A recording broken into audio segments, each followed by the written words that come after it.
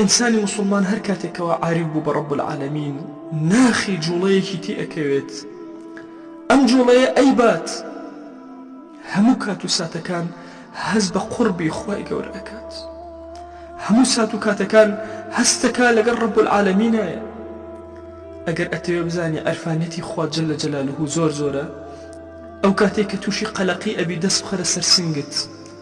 هەستەکەی دڵەکەت بە پەلە لێ ئەدا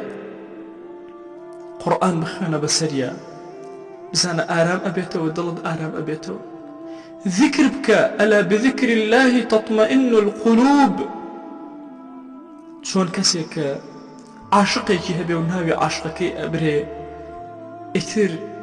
دڵی ئارام ئەبێتەوە واللهی کەسەکان کە خۆشەویستی رب العالمین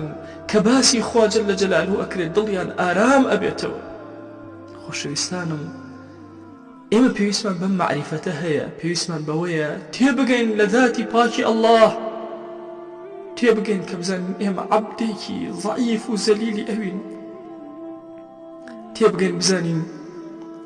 ئێمە پێویستمان بەوەیە ڕۆژێک لە ڕۆژان لەگەڵ خوایە کاتمان هەبێ بە پەنهانی لەگەڵ خوایە دانیشت بین بە پەنهانی لەگەڵ خوایە قسەمان کردبێ ئێمە پێویستمان بەوەیە ناخمان پڕ بێ لە خۆشەویستی ئەو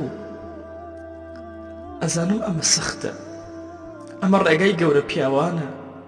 بەڵام ئەبێ هەموو ژیانت عەیشت لەم پێناوە سەرف کردبێ چێژ لێرە هەیە چێژ لە کۆکردنەوەی پاران نییە چێژ لە مەنسەبە نییە چێژ لە شەهاداتە نییە واللهی چێژی حەقیقی ئینسانی مسلمان لەم تاعەت و عەبدایەتی و دینداریەدایە